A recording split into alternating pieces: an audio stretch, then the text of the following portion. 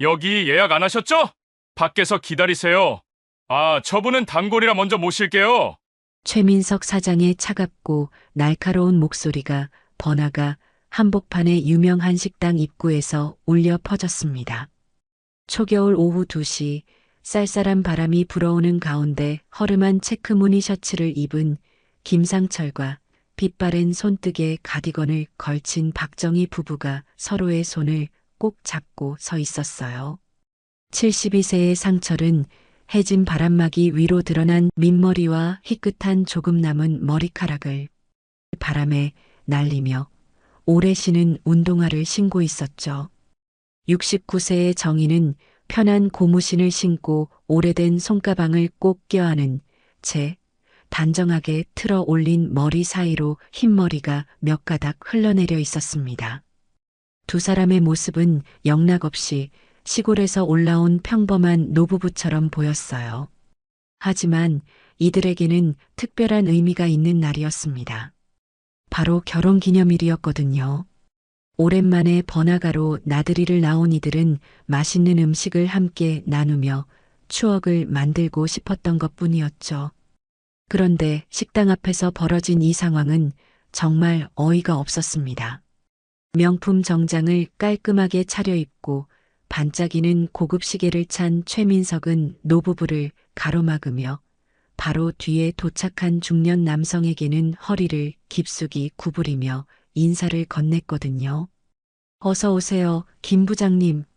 오늘도 단골 자리 미리 준비해뒀습니다. 그 중년 남성은 고급스러운 캐시미어 코트를 입고 명품 가방을 든 모습으로 노부부를 지나치며 슬쩍 한번 훑어보더니 코웃음을 쳤죠. 마치 자신과는 격이 다른 사람들이라는 듯한 표정이었습니다. 이 모든 상황을 지켜보던 알바생 이나영은 깊은 당황감을 느꼈어요. 25살의 나영은 깔끔한 앞치마를 두른 채 항상 미소를 잃지 않으려 노력하는 성격이었는데 지금만큼은 어떻게 해야 할지 몰라 하며 불안한 시선을 이리저리 돌렸습니다. 사장님, 저 어르신들이 먼저 오셨는데요. 나영이 조심스럽게 말을 꺼내려 했지만 최민석은 번뜩이는 날카로운 눈빛으로 나영을 단번에 제지했어요. 그의 표정에는 쓸데없는 소리 하지 말라는 경고의 메시지가 담겨 있었죠. 나영은 입술을 꽉 깨물며 고개를 숙일 수밖에 없었습니다. 상철은 아내의 손을 더욱 꼭 잡으며 온화하면서도 차분한 목소리로 말했어요. 괜찮습니다, 여보. 우리 좀 기다려도 되니까요. 정희도 남편의 말에 고개를 끄덕이며 그의 팔짱을 살며시 꼈습니다. 그럼 추운데 안에서 기다리면 안 될까요? 밖에 서 있으니 너무 춥네요. 하지만 최민석의 대답은 더욱 차갑고 무정했습니다. 죄송하지만 아는 지금 자리가 모두 차서요. 밖에서 조금만 기다려주세요. 그런데 이상했어요. 식당 안을 살짝 들여다보면 분명히 빈자리가 여러 개나 보였거든요. 특히 창가 쪽 좋은 자리들도 텅 비어 있었는데도 말이죠. 최민석은 38살의 나이답지 않게 계산적이고 차가운 성격의 소유자였습니다. 그에게는 오직 돈이 되는 손님과 자신의 체면을 세워주는 단골 손님들만이 의미가 있었죠.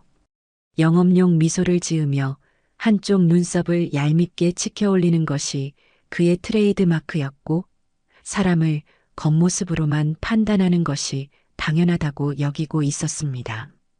그런 그에게 허름한 옷차림의 노부부는 그저 시간 낭비일 뿐이었어요. 노부부는 그렇게 차가운 바람이 매섭게 부는 식당 앞 길거리에서 기다리기 시작했습니다.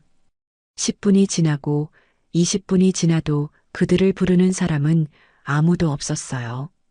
오히려 그 사이에 후에 온 손님들이 연달아 안으로 들어갔고 최민석은 그들에게만 과할 정도로 친절한 영업용 미소를 지으며 극진한 서비스를 제공했습니다. 이쪽으로 안내해 드릴게요.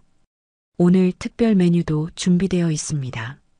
최민석은 고급 브랜드 옷을 입은 손님들에게는 마치 다른 사람이 된 것처럼 극진하게 대했죠. 그들의 코트를 정중하게 받아주고 가장 좋은 자리로 안내하며 메뉴 설명까지 친절하게 해주었습니다. 상철의 손가락에 끼워진 오래된 결혼 반지가 차가운 바람에 더욱 차갑게 느껴졌고 정희의 얇은 손뜨개 가디건으로는 이 매서운 추위를 막기에 턱없이 부족했죠. 정희의 뺨이 추위에 붉어지기 시작했고 상철의 코끝도 바람에 빨갛게 변해갔습니다. 하지만 두 사람은 서로를 의지하며 묵묵히 참고 기다렸어요. 이들의 눈빛을 자세히 들여다보면 어떤 단단함과 지적인 기운이 숨어 있었습니다. 상철은 전직 고등학교 교장으로서 수많은 학생들을 가르쳐 왔고 정의감이 강한 성격이었죠. 정희는 한때 실력 있는 한복 디자이너로 활동했던 품이 있는 여성이었습니다. 하지만 지금의 그들은 그저 나이든 할아버지, 할머니일 뿐이었어요. 최민석의 시선에는 오직 돈과 격식만이 보였고 사람을 판단하는 기준도 겉모습과 치장이 전부였습니다. 그는 한쪽 눈썹을 얄밉게 치켜올리며 노부부를 힐끗힐끗 쳐다보다가 또 다른 손님이 오자 다시 한번 똑같은 행동을 반복했어요. 시간이 흐를수록 상황은 점점 더 불편해졌고 주변을 지나가는 사람들도 하나둘 이상한 시선으로 바라보기 시작했습니다. 나영은 속으로 안타까워하며 자꾸만 노부부 쪽을 돌아보았지만 사장의 눈치 때문에 선뜻 나서지 못하고 있었어요. 그저 죄송한 마음만 가득한 채 어떻게든 도와드리고 싶은 마음을 애써 억누르고 있었습니다. 20분이 넘게 기다리던 중 상황은 더욱 악화되기 시작했습니다. 추위에 떨고 있는 노부부 앞으로 또 다른 손님들이 연달아 도착했거든요. 이번에는 화려한 드레스를 입은 중년 여성들 3명이었는데 그들의 손에는 명품 핸드백이 들려 있었고 온몸에서 고급스러운 향수 냄새가 풍겼습니다. 최민석은 마치 기다렸다는 듯이 그들에게 달려가며 과장된 인사를 건넸어요. 어머, 사모님들, 오늘도 오셨네요. 특별히 좋은 자리 준비해놨습니다. 그는 허리를 구부리며 그들의 코트를 받아들고 가장 좋은 창가 자리로 안내했죠. 정작 먼저 와서 기다리고 있던 노부부는 완전히 무시당한 채였습니다. 상철의 얼굴에 처음으로 당혹감이 스쳐 지나갔어요. 72년을 살아오면서 이런 무례함을 당해본 적이 거의 없었거든요. 교장으로 재직할 때는 학생들과 학부모들로부터 존경받았고 퇴직 후에도 주변 사람들에게 인정받는 삶을 살아왔던 그였습니다. 하지만 지금 이 순간만큼은 그저 초라한 노인일 뿐이었죠. 정희의 마음속에도 서운함이 밀려왔습니다. 한복 디자이너로 활동할 때는 수많은 귀부인들과 어울리며 품격 있는 대접을 받았던 그녀였어요. 사람을 대하는 예의와 격식을 중요하게 여기던 그녀에게 이런 대우는 충격적이었습니다. 하지만 그녀는 화를 내기보다는 이 상황을 차분히 받아들이려 노력했어요. 나영은 이 모든 상황을 지켜보며 가슴이 답답해졌습니다. 사장님, 저 어르신들이 정말 오래 기다리고 계시는데요. 그녀가 다시 한번 조심스럽게 말을 꺼냈지만 최민석은 짜증스러운 표정으로 고개를 돌렸어요. 너는 왜 자꾸 그래? 손님 분위기 파악 좀 해봐. 저분들이랑 우리 단골 손님들이 같은 급이야? 최민석의 말에는 노골적인 차별 의식이 담겨 있었습니다. 그에게는 돈을 많이 쓰는 손님과 그렇지 않은 손님이 명확히 구분되어 있었고 겉모습으로 그 기준을 판단하는 것이 당연하다고 여기고 있었어요. 명품 정장을 입고 반짝이는 구두를 신은 그 자신도 겉모습으로 사람들에게 인정받고 싶어 하는 속물적인 성격의 소유자였죠. 그때 또 다른 손님이 도착했습니다. 이번에는 비싼 외제차에서 내린 젊은 부부였는데 남자는 명품 시계를 차고 있었고 여자는 최신 유행의 코트를 입고 있었어요. 최민석은 눈이 번쩍 뜨이며 그들에게 달려갔습니다. 어서 오세요. 바로 안내해 드릴게요. 그는 마치 개인 비서라도 되는 양극진하게 그들을 모셨죠. 이제 노부부 앞에는 5팀이나 되는 손님들이 먼저 들어간 상황이었습니다. 상철은 아내의 손을 더욱 꼭 잡으며 깊은 한숨을 내쉬었어요. 여보, 우리 그냥 다른 곳으로 갈까? 그의 목소리에는 깊은 실망감이 묻어 있었습니다. 결혼기념일을 기념하려던 마음이 점점 상해가고 있었거든요. 정희도 고개를 끄덕이며 남편의 마음을 이해했습니다. 그래요. 여기서 더 기다릴 필요 없을 것 같아요. 하지만 그들이 발걸음을 돌리려는 바로 그 순간 상상도 못한 일이 벌어졌습니다. 최민석이 방금 들어간 손님들을 자리에 앉힌 후 다시 밖으로 나와서는 노부부에게 다가왔어요. 그런데 그의 표정과 말투가 이전과는 완전히 달랐습니다. 차가움을 넘어서 거의 적대적이라고 할 수 있을 정도였죠. 손님들, 죄송한데 오늘은 예약이 꽉 차서요. 다음에 다시 오시면 안 될까요? 그는 예의라고는 찾아볼 수 없는 말투로 그들을 내쫓으려 했습니다. 하지만 정작 식당 안을 보면 아직도 빈 테이블이 여러 개나 있었어요. 상철의 얼굴이 굳어졌습니다. 온화한 성품이지만 정의감이 강한 그였기에 이런 명백한 차별 대우를 그냥 넘어갈 수는 없었어요. 잠깐만요. 우리가 먼저 왔는데 왜 계속 다른 손님들만 들여보내시는 거죠? 최민석은 귀찮다는 듯이 손을 흔들며 대답했습니다. 아, 그분들은 다 예약 손님들이에요. 예약 없이 오시면 기다리셔야 하는 거 당연하잖아요. 그런데 명백한 거짓말이었습니다. 방금 전까지 들어간 손님들 중 상당수는 예약 없이 온 사람들이었거든요. 정희의 마음속에 서운함을 넘어 분노가 차오르기 시작했어요. 평생을 품위 있게 살아온 그녀였지만 이런 모욕적인 대우는 참을 수가 없었습니다. 그럼 우리는 언제까지 기다려야 하는 건가요? 최민석은 시계를 보며 짜증스럽게 대답했어요. 글쎄요. 오늘은 계속 바쁠 것 같은데요. 솔직히 말씀드리면 그가 잠시 망설이더니 결국 본심을 드러내고 말았습니다. 솔직히 말씀드리면 손님들 옷차림이 좀 여기 분위기랑 안 맞네요. 다른 데 가시는 게 나을 듯합니다. 최민석의 입에서 나온 이 말은 마치 폭탄과 같았습니다. 상철과 정희의 얼굴이 동시에 굳어졌고 주변에서 이 상황을 지켜보던 사람들도 당황스러운 표정을 지었어요. 나영은 아예 입을 벌린 채 믿을 수 없다는 듯한 시선으로 사장을 바라봤습니다. 최민석은 자신이 한 말의 무게를 전혀 깨닫지 못한 채 오히려 당당한 표정으로 서 있었어요. 그에게는 이런 말을 하는 것이 전혀 잘못되었다는 생각이 들지 않았습니다. 고급 레스토랑을 운영한다는 자부심과 함께 격에 맞지 않는 손님은 받지 않는 것이 당연하다고 여기고 있었거든요. 상철의 손이 미세하게 떨리기 시작했습니다. 72년을 살아오면서 교육자로서 그리고 한 사람의 인간으로서 이런 모욕을 당해본 적이 없었거든요. 그의 눈빛에는 분노와 당황감이 동시에 스쳐 지나갔어요. 온화한 성품의 그였지만 무례한 만큼은 참지 않는 성격이었습니다. 지금 뭐라고 하신 거죠?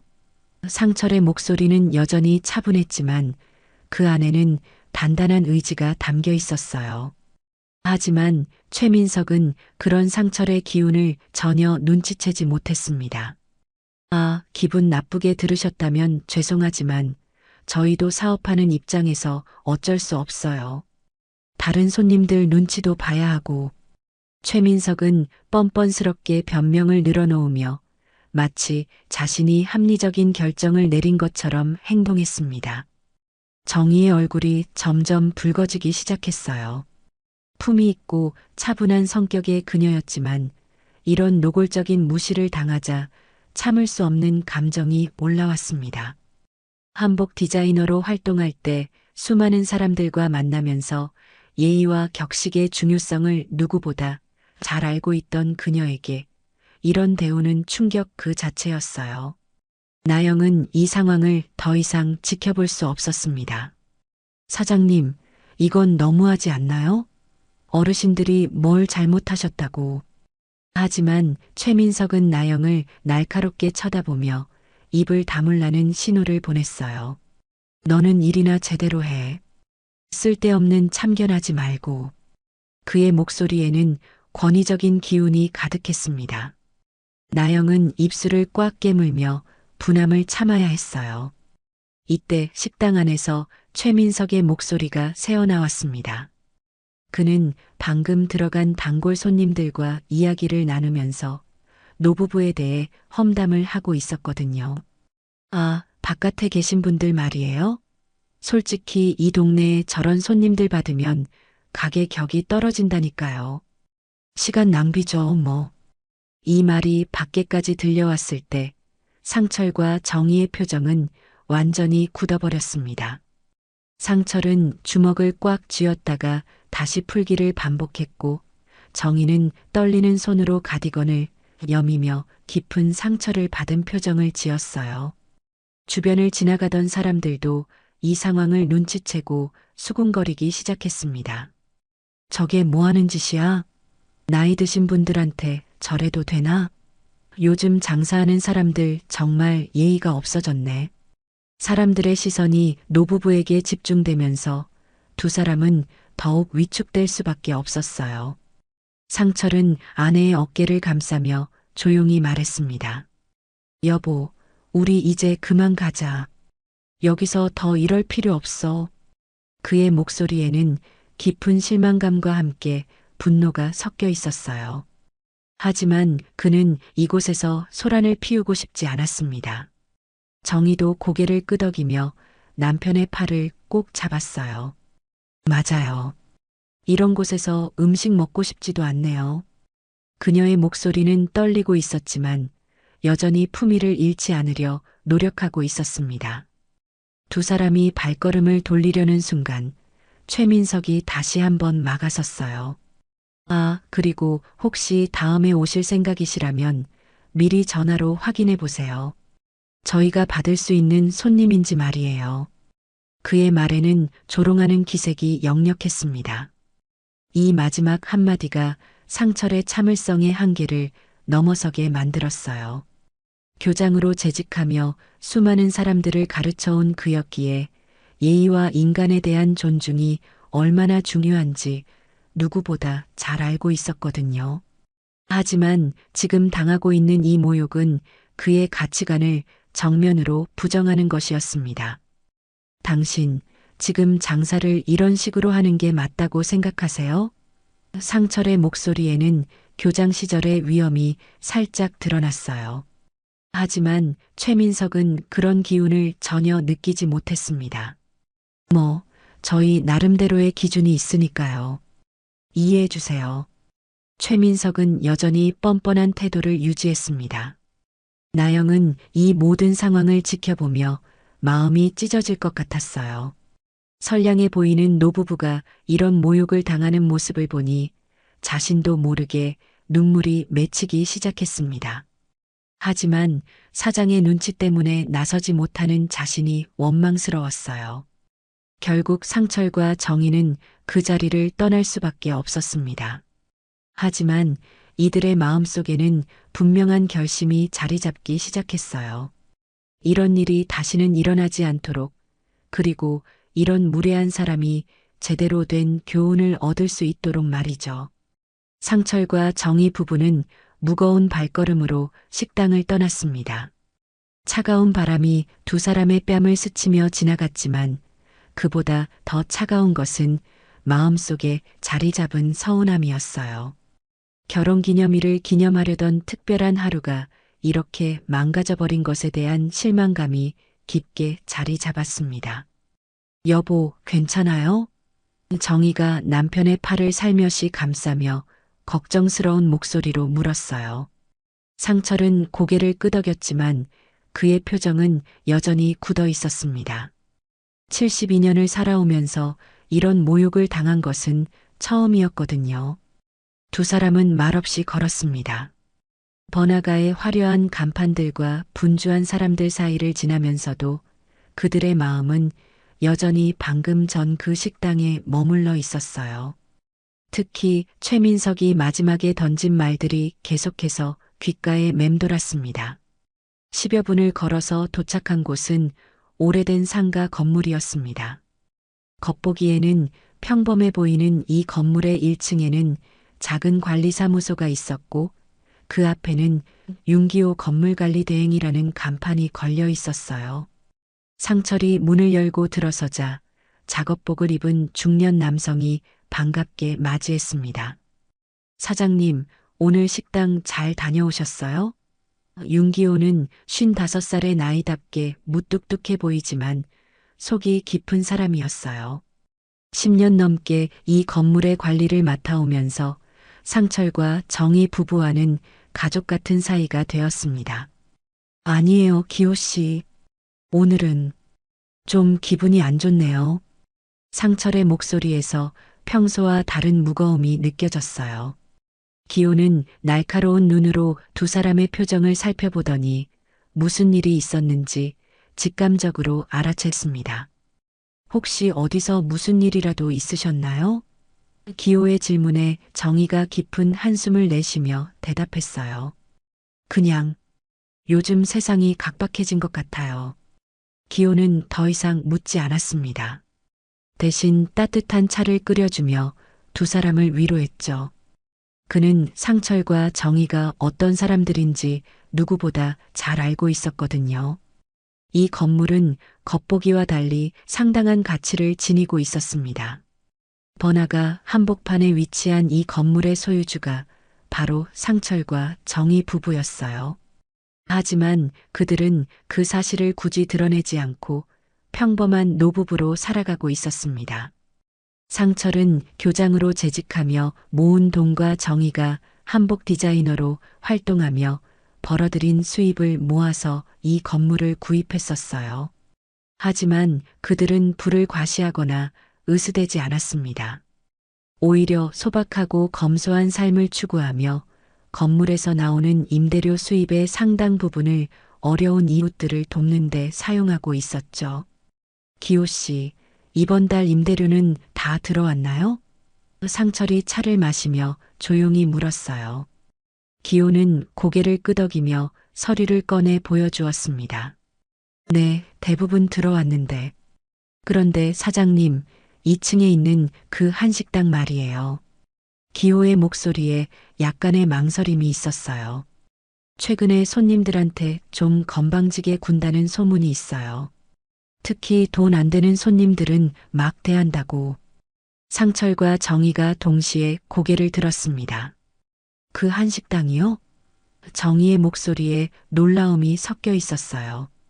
네, 최민석이라는 사장이 운영하는 곳인데 요즘 매출이 좋다고 으스대면서 다른 상인들한테도 좀 그렇게 대한다는 얘기가 있더라고요.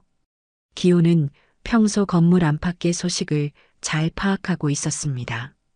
상철의 눈빛이 순간 번뜩였어요. 그 식당 사장이 최민석이라고 했죠? 네, 맞습니다. 왜 그러세요? 상철과 정희는 서로를 바라보며 의미심장한 눈빛을 주고받았습니다. 방금 전 그들을 모욕했던 바로 그 사람이 자신들의 건물에서 장사를 하고 있었던 것이었어요. 기호 씨, 그 식당 임대 계약서 좀 가져다 주세요. 상철의 목소리에는 평소와 다른 단호함이 담겨 있었습니다. 기호는 의아한 표정을 지으면서도 곧바로 서류를 가져왔어요. 계약서를 살펴보던 상철의 표정이 점점 굳어갔습니다. 임대료는 이 지역 시세보다 상당히 저렴하게 책정되어 있었고 계약 조건도 상당히 관대했어요. 이 사람, 우리가 임대료를 깎아줬었네요. 정희가 계약서를 보며 놀란 듯이 말했습니다. 처음 들어올 때 자금이 부족하다고 해서 시세보다 30만 원이나 깎아줬었어요. 상철은 고개를 끄덕이며 쓴웃음을 지었어요. 그때 이 사람이 진심으로 열심히 하겠다고 좋은 식당 만들겠다고 그러더니 기호도 상황을 파악하고는 놀란 표정을 지었습니다. 혹시 사장님들이 그 식당에서 무슨 일을 당하신 건가요? 정희가 오늘 있었던 일을 간략하게 설명해 주자 기호의 얼굴이 붉어졌어요. 이런 놈이 어디 있어요? 자기가 새 들어 사는 건물 주인을 그렇게 대하다니. 하지만 상철은 차분하게 손을 들어 기호를 진정시켰습니다. 기호 씨, 화내지 마세요. 그 사람은 우리가 건물주인 줄 모르잖아요. 그래도 이건 너무하죠. 나이 드신 분들한테 어떻게 그럴 수가 있어요. 기호는 의리 있는 성격답게 분개했습니다. 상철은 계약서를 다시 한번 꼼꼼히 살펴보았어요. 계약 갱신 시기가 다음 달이네요. 그의 목소리에는 무언가 결심한 듯한 기운이 담겨 있었습니다. 다음 날 아침 관리사무소는 평소와 다른 분위기로 가득했습니다. 상철과 정희 부부는 일찍부터 사무실에 나와 각종 서류들을 정리하고 있었어요. 책상 위에는 건물 전체의 임대 현황과 계약서들이 가지런히 놓여 있었고, 그 중에서도 최민석의 식당 계약서가 가장 위쪽에 자리하고 있었습니다. 기호는 진한 커피를 끓여오며 조심스럽게 말을 꺼냈어요. 사장님, 정말로 그 식당 임대료를 올리실 건가요? 상철은 안경을 쓰고 계약서를 다시 한번 꼼꼼히 살펴보며 고개를 끄덕였습니다. 기호 씨, 이 계약을 보니까 우리가 너무 관대했던 것 같아요. 상철의 목소리에는 차분함과 함께 단호함이 섞여 있었어요. 시세보다 30만 원이나 깎아주고 보증금도 절반만 받고 이게 정상적인 계약인가요? 정희도 다른 상가들의 계약서와 비교해보며 고개를 저었습니다. 우리가 너무 선량했네요. 다른 임대인들은 이런 식으로 계약하지 않는데 사실 두 사람은 건물을 운영하면서 늘 세입자들의 처지를 먼저 생각했었어요. 특히 영세한 상인들이나 어려운 처지의 사람들에게는 임대료를 깎아주거나 각종 편의를 제공하는 것이 일장이었죠. 하지만 그런 선의를 당연하게 여기고 심지어 무례하게 구는 사람을 만나니 마음이 달라질 수밖에 없었습니다. 그런데 사장님, 다른 상인들은 어떻게 하실 건가요? 기호가 걱정스러운 목소리로 물었어요. 이 건물에는 최민석의 식당 외에도 작은 반찬 가게, 문구점, 그리고 동네 이발소 등이 들어서 있었거든요. 상철은 미소를 지으며 대답했습니다. 다른 분들은 걱정하지 마세요. 오히려 더 도와드릴 생각이에요. 정희도 고개를 끄덕이며 남편의 말에 동의했어요. 그분들은 예의 바르고 성실하게 장사하시잖아요. 특히 1층 반찬가게 김 사장님은 어려운 어르신들한테 반찬도 공짜로 나눠주시고 두 사람의 계획은 명확했습니다. 최민석의 식당은 정당한 시세로 임대료를 조정하고 다른 착한 상인들은 오히려 더 지원해주겠다는 것이었어요. 이는 단순한 복수가 아니라 올바른 상도덕을 확립하려는 의지의 표현이었습니다. 오전 10시경 기호가 전화를 걸어 최민석을 관리사무소로 불렀습니다. 최 사장님, 건물주분들이 뵙고 싶다고 하시는데요. 임대계약건으로 상의할 일이 있다고 하십니다. 전화 너머로 최민석의 당황하는 목소리가 들렸어요. 갑자기 웬 건물주요? 계약은 아직 한 달이나 남았는데 혹시 임대료 올린다는 건 아니죠? 기호는 담담한 목소리로 대답했습니다. 그건 직접 와서 들으세요. 30분 후에 사무실로 오시면 됩니다. 전화를 끊은 후 사무실에는 긴장감이 흘렀어요. 상철은 평생 교육자로 살아오면서 사람을 가르치는 일에 익숙했지만 이런 상황은 처음이었거든요. 하지만 그의 마음속에는 분명한 신념이 있었습니다. 여보, 우리가 너무 과하게 하는 건 아닐까요? 정희가 살짝 걱정스러운 목소리로 물었어요. 하지만 상철은 고개를 저었습니다. 아니에요. 우리는 정당한 일을 하는 거예요. 그 사람이 우리를 어떻게 대했는지 생각해 보세요. 상철의 목소리에는 확신이 담겨 있었어요. 30분 후 최민석이 관리사무소 문을 열고 들어왔습니다. 평소와 달리 그는 약간 초조한 표정을 지고 있었어요. 건물주를 만난다는 것이 부담스러웠던 것 같았습니다. 안녕하세요. 최민석입니다. 그는 정중하게 인사를 건넸지만 상철과 정의를 보는 순간 표정이 굳어졌어요. 어디서 본 듯한 얼굴들이었거든요. 상철이 무표정한 얼굴로 일어나서 인사를 받았습니다. 안녕하세요. 저는 이 건물의 소유주 김상철이고 이쪽은 제 아내 박정희입니다. 최민석의 얼굴에서 혈색이 사라졌어요. 어제 식당에서 자신이 무례하게 대했던 바로 그 노부부가 건물주였던 것입니다. 그의 다리가 후들거리기 시작했고 식은땀이 등줄기를 타고 흘러내렸어요. 어제 그때 최민석은 말을 제대로 잇지 못하며 당황해했습니다. 상철은 의자에 앉으며 차분하게 말했어요. 앉으세요. 할 이야기가 있습니다. 그의 목소리는 여전히 온화했지만 그 안에는 교장 시절의 위험이 살짝 드러나 있었어요. 최민석은 다리에 힘이 풀린 채로 의자에 주저앉았습니다. 그의 머릿속에는 어제 자신이 했던 말들이 파노라마처럼 스쳐 지나갔어요. 옷차림이 분위기랑 안 맞다. 가게 격이 떨어진다. 시간 낭비다. 정희가 테이블 위에 계약서를 올려놓으며 말했습니다. 최 사장님, 우리 계약서를 다시 한번 살펴봤는데요.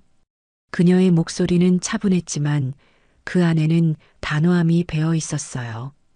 이번 달부터 임대료를 정상 시세로 조정하려고 합니다. 상철이 서류를 내밀며 말했을 때 최민석의 얼굴은 완전히 창백해졌습니다. 이번 달부터 임대료를 2배로 인상합니다. 상철의 말이 떨어지자 최민석의 얼굴에서 모든 혈색이 사라졌습니다.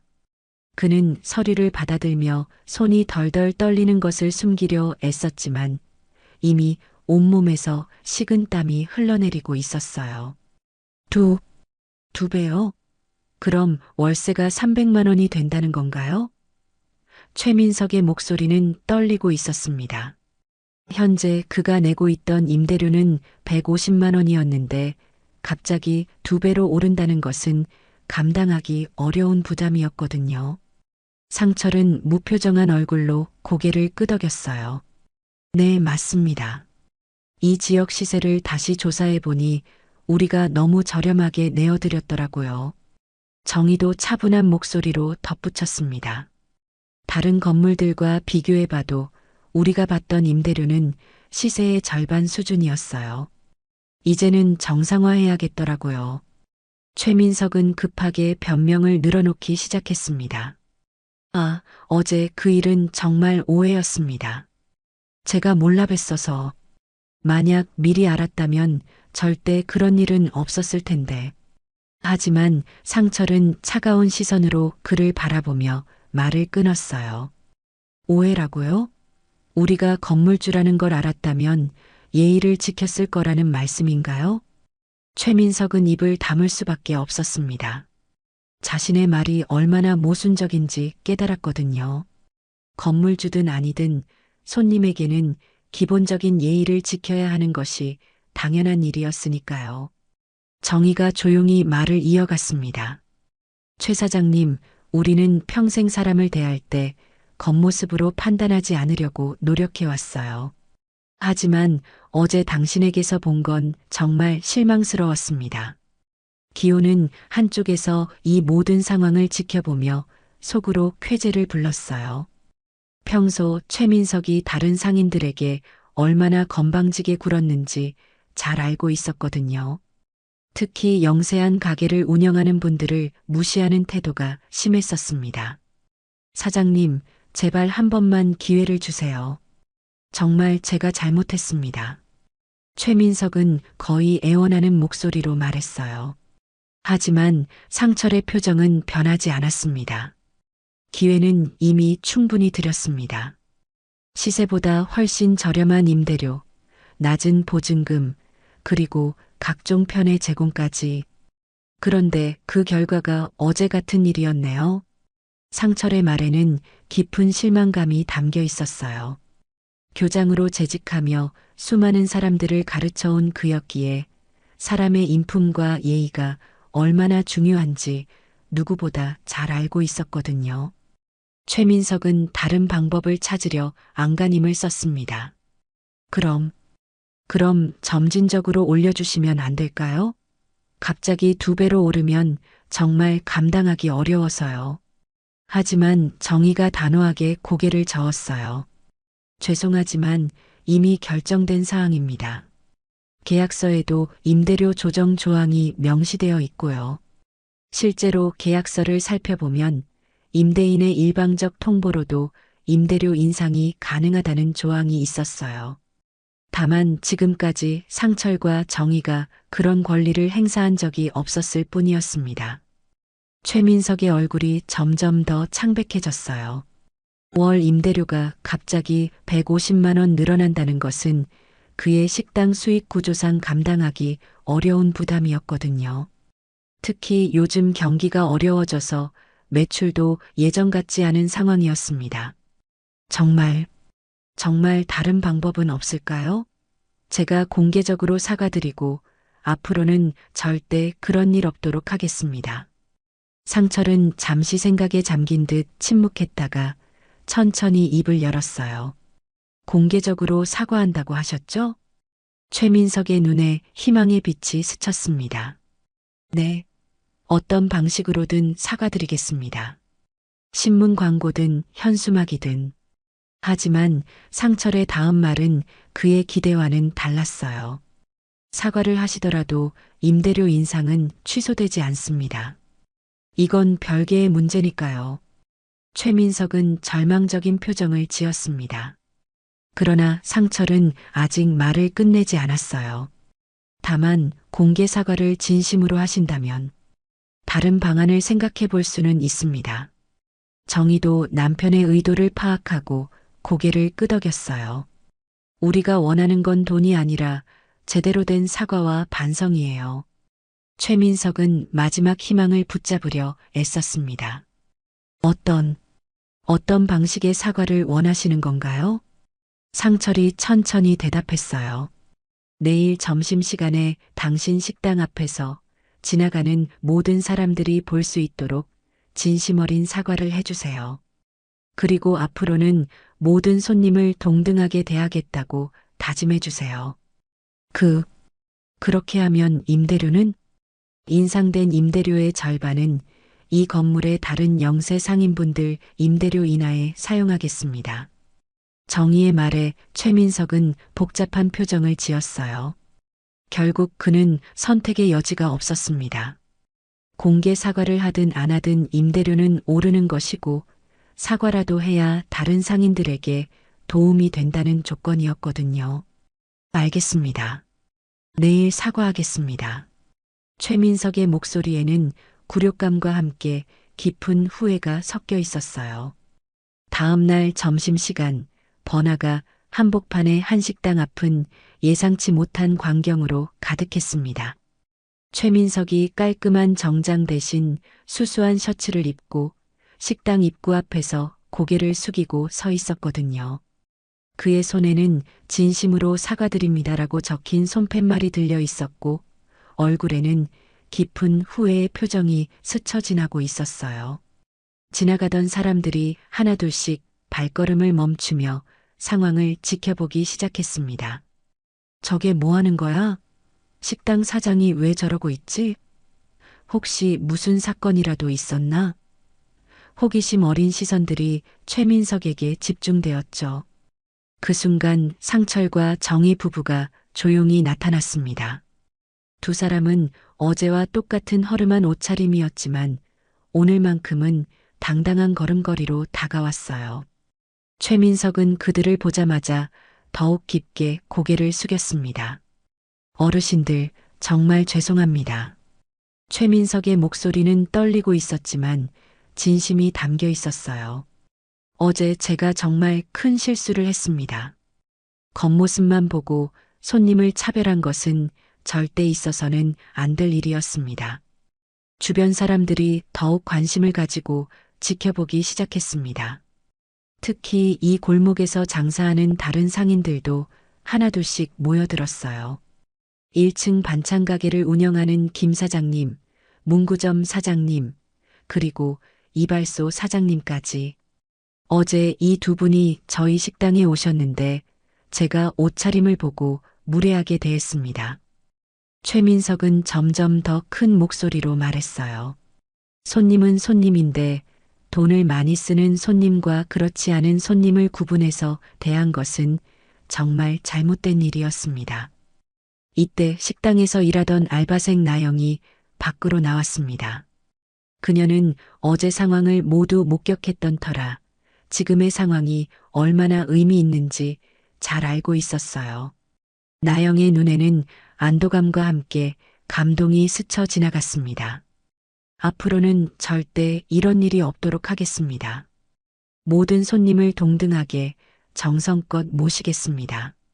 최민석의 사과는 계속되었고 주변 사람들의 표정도 점점 진지해졌어요. 상철이 조용히 입을 열었습니다. 최 사장님, 고개를 드세요. 그의 목소리는 여전히 온화했지만 그 안에는 교육자다운 따뜻함이 담겨 있었어요. 최민석이 고개를 들자 상철이 계속 말했습니다. 사람은 누구나 실수를 할 수 있습니다. 중요한 건 그 실수를 통해 배우고 성장하는 거죠. 정의도 부드러운 미소를 지으며 덧붙였어요. 우리도 젊을 때는 부족한 점이 많았어요. 하지만 나이가 들면서 깨달은 건 사람을 겉모습으로 판단하면 안 된다는 거였죠. 주변에서 지켜보던 사람들 사이에서 감탄의 목소리가 흘러나왔습니다. 저런 어르신들이 계시는구나. 저렇게 너그럽게 용서해 주시다니. 골목 상인들도 이 상황을 보며 깊은 감명을 받았어요. 특히 반찬 가게 김 사장님은 눈물을 글썽이며 말했습니다. 상철님, 정희님, 정말 대단하세요. 저라면 저렇게 너그럽게 대하지 못했을 텐데. 최민석은 이제야 상철과 정희가 어떤 사람들인지 제대로 알 수 있었어요. 단순히 건물주라서 무서운 사람들이 아니라 진정으로 사람다운 품격을 갖춘 어른들이었던 것입니다. 어르신들, 정말 감사합니다. 이런 기회를 주셔서. 최민석의 목소리에는 진심 어린 감사함이 담겨 있었어요. 상철이 최민석의 어깨에 손을 얹으며 말했습니다. 이제부터가 시작입니다. 진정한 변화는 말이 아니라 행동으로 보여주는 거니까요. 이때 기호가 나타나서 상황을 정리했어요. 여러분, 구경하실 건 다 보셨으니까 이제 각자 일하러 가세요. 하지만 그의 얼굴에도 만족스러운 미소가 떠올라 있었습니다. 나영이 조심스럽게 다가와서 상철과 정희에게 인사를 건넸어요. 어르신들, 어제는 정말 죄송했어요. 제가 더 적극적으로 나서지 못해서. 정희가 나영의 손을 잡으며 따뜻하게 말했습니다. 아니에요, 나영 씨. 당신은 잘못한 게 없어요. 오히려 어려운 상황에서도 우리를 도우려고 했잖아요. 최민석도 나영을 향해 고개를 숙였습니다. 나영 씨, 당신이 옳았어요. 앞으로는 당신 말을 더 잘 들을게요. 사과 현장을 지켜본 사람들이 하나둘씩 흩어져 갔지만 그들의 마음속에는 깊은 인상이 남았어요. 특히 골목 상인들은 상철과 정희 부부에 대한 존경심이 더욱 깊어졌습니다. 그날 오후 관리사무소에서 상철과 정희는 약속대로 인상된 임대료의 일부를 다른 상인들의 임대료 인하에 사용하기로 결정했어요. 특히 어려운 처지의 영세 상인들에게는 더 많은 혜택을 주기로 했습니다. 여보, 우리가 한 일이 맞는 걸까요? 정희가 조심스럽게 물었어요. 상철은 창밖을 바라보며 잠시 생각에 잠겼다가 대답했습니다. 사람이 변할 수 있다는 걸 보여줬으니까 의미가 있다고 생각해요. 그리고 우리도 많은 걸 배웠고요. 그날 저녁 최민석의 식당에는 평소보다 더 많은 손님들이 찾아왔어요. 오늘 있었던 일이 소문으로 퍼져서 사람들이 호기심을 가지고 찾아온 것이었죠. 하지만 더 중요한 건 최민석의 태도가 완전히 달라졌다는 것이었습니다. 일주일이 지난 어느 따뜻한 오후, 상철과 정희 부부는 골목 안쪽에 자리한 작은 국밥집을 찾았습니다. 이곳은 반찬가게 김 사장님이 운영하는 소박한 가게로 골목 상인들과 동네 주민들이 자주 찾는 곳이었어요. 두 사람은 여전히 허름한 옷차림이었지만 이제는 그 누구도 그들을 함부로 대하지 않았습니다. 어서 오세요, 사장님들. 김 사장님이 환한 미소를 지으며 두 사람을 맞이했어요. 국밥집 안에는 이미 몇 명의 골목 상인들이 앉아 있었는데 모두들 상철과 정희를 보자 반갑게 인사를 건넸습니다. 상철님, 정희님, 여기 앉으세요. 문구점 사장님이 자리를 양보하며 말했어요. 이발소 사장님도 고개를 끄덕이며 웃음을 지었습니다.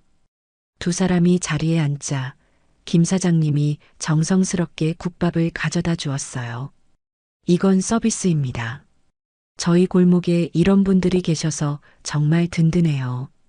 상철은 손사래를 치며 사양했지만 김 사장님은 고집을 부렸습니다. 아니에요.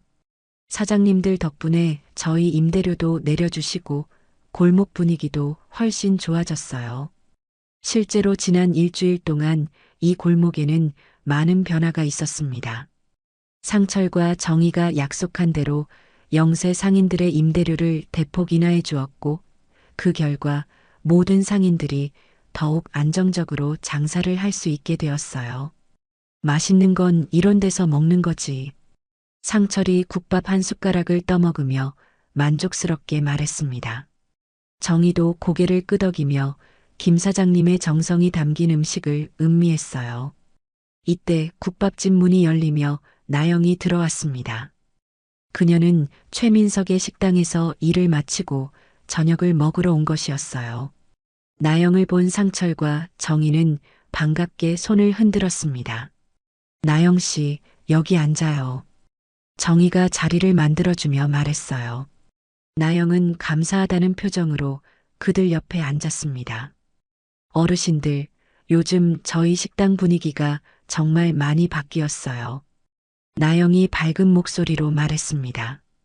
사장님이 완전히 다른 사람이 된 것 같아요. 모든 손님들한테 정말 친절하게 대하시고, 실제로 최민석은 그날 공개 사과 이후 완전히 달라져 있었습니다. 어떤 손님이 와도 차별하지 않고 정성껏 모시려 노력했고, 특히 나이 드신 분들이나 소박한 차림의 손님들에게는 더욱 세심하게 신경을 썼어요. 그래도 사람이 하루아침에 바뀌는 건 쉽지 않은 일인데, 이발소 사장님이 감탄하며 말했습니다. 상철이 미소를 지으며 대답했어요. 사람은 누구나 변할 수 있어요. 다만 진심으로 반성하고 노력하는 마음이 있어야 하죠. 그때 국밥집 문이 다시 열리며 최민석이 들어왔습니다. 그는 일을 마치고 저녁을 먹으러 온 것 같았는데 상철과 정희를 보자 깊게 인사를 올렸어요. 어르신들, 안녕하세요. 최민석의 인사에는 진심 어린 존경의 마음이 담겨 있었습니다. 일주일 전에 건방진 모습은 완전히 사라지고 겸손하고 예의 바른 모습으로 변해 있었어요. 최 사장님도 앉으세요. 상철이 자리를 권하자 최민석은 조심스럽게 한쪽 구석에 앉았습니다. 김 사장님이 최민석에게도 국밥을 가져다 주며 말했어요. 요즘 최 사장님 식당 소문 정말 좋더라고요. 손님들이 친절하다고 칭찬이 자자하던데. 최민석의 얼굴이 살짝 붉어졌습니다. 아직 멀었어요. 어르신들께 배울 게 너무 많습니다. 정희가 따뜻한 시선으로 최민석을 바라보며 말했어요. 천천히 하세요. 변화는 하루아침에 이루어지는 게 아니니까요. 문구점 사장님이 맥주 한 병을 따며 말했습니다. 그런데 정말 신기해요. 우리 골목이 이렇게 화목해진 게 실제로 이 골목은 이전과는 완전히 다른 분위기였습니다. 상인들 간의 갈등도 줄어들었고 서로 도우며 상생하는 문화가 자리 잡았어요. 특히 최민석이 다른 상인들에게 사과하고 협력하려는 모습을 보이면서 전체적인 분위기가 훨씬 좋아졌습니다. 어르신들 덕분에 저도 많은 걸 배웠어요. 나영이 진심 어린 목소리로 말했습니다. 사람을 대하는 진정한 방법이 뭔지 알게 됐어요. 상철은 젓가락을 내려놓으며 주변을 둘러보았어요. 이 작은 국밥집에 모인 사람들의 얼굴에는 모두 평화롭고 만족스러운 표정이 떠올라 있었습니다. 이것이야말로 진정한 공동체의 모습이 아닐까 하는 생각이 들었어요. 우리가 특별한 일을 한 건 아니에요. 정희가 조용히 말했습니다. 그냥 사람다운 대우를 받고 싶었을 뿐이고 그 과정에서 모두가 조금씩 성장한 것 같아요. 최민석이 고개를 들어 상철과 정희를 바라보며 말했어요. 어르신들 정말 감사합니다. 저에게 두 번째 기회를 주셔서. 상철이 손을 흔들며 대답했습니다. 우리가 준 게 아니라 당신이 스스로 만든 기회예요. 앞으로도 계속 그런 마음으로 살아가세요. 해가 저물어가는 저녁 시간, 작은 국밥집은 따뜻한 웃음소리로 가득했습니다. 서로 다른 배경과 나이의 사람들이 모여 진심 어린 대화를 나누고 있었어요. 상철과 정희는 이 순간이야말로 자신들이 진정으로 원했던 것임을 깨달았습니다. 화려한 레스토랑에서 값비싼 음식을 먹는 것보다 이렇게 마음이 통하는 사람들과 함께하는 소박한 식사가 훨씬 더 의미 있고 행복한 일이었어요. 골목 밖으로는 여전히 번화가의 네온사인들이 반짝이고 있었지만 이 작은 공간만큼은 진정한 인간미가 살아 숨쉬는 곳이었습니다. 상철과 정희 부부는 서로의 손을 꼭 잡으며 이런 평범하지만 따뜻한 일상이야말로 인생의 진정한 행복임을 다시 한번 확인했어요. 그리고 그들의 작은 실천이 만들어낸 변화의 물결은 이 골목을 넘어 더 많은 사람들에게 전해져 나갈 것이었습니다.